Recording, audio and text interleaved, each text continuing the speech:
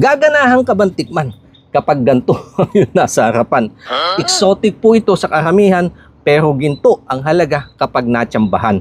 Uod na nakukuha sa mga nabubulok na kahoy, ang tawag nga po namin dito, uok or tatag naman sa ibang lugar. Pag may pagkakataon, kahit nga po, sausaw lang sa suka, pwede na yan lantakan. Ang katas oh. Pero para mas mabango, igigisa ko po muna. Sili, pandagdag gana. Suka, paminta, pampalasa. Magkaroon po ng bango, i-adobo ko muna. Pasisingawan ko lang po yan sa mahinang apoy hanggang maubos yung kanyang katas. Medyo sunog na po, ayos na yan. Magdadagdag lang ako ng kaunting mantika. Patutuyuan ko ulit hanggang magputukan. Masangag po siya ng bahagya.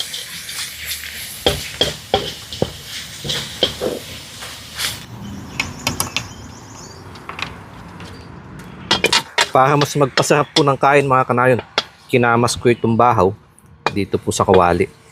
Makuha lahat yung kanyang sarsa. Amen. Kain na po tayo. Sausawan ko suka, bawang, sibuyas, saka sili.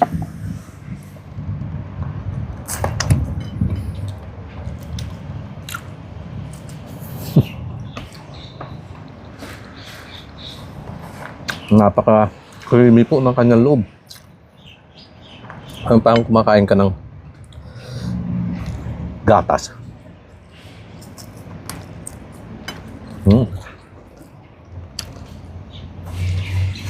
May kaunting asim at saka alat.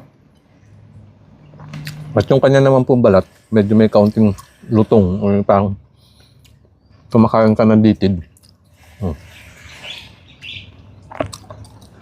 Pasyutan mo ng suka yung kanyang loob.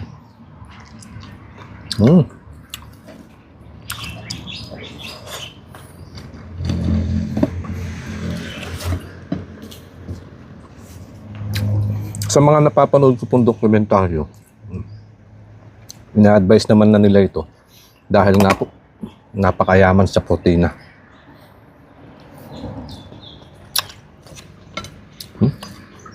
Sarap. Na may kaunting anghang. Saka pag sinasaw mo na siya sa suka, mas lalong nagbabalanse yung lasa, alat, asim na may kaunting tamis.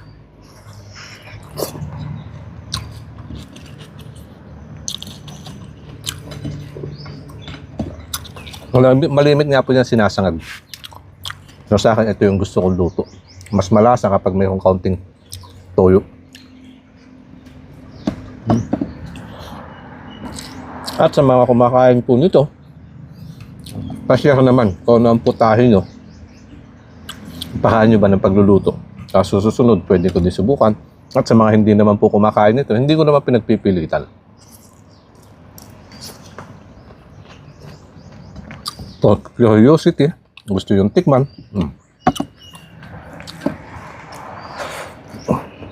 So, kung wala naman po mapagkukunan, at least ngayon alam nyo na kung ano yung lasa. Napakasarap po.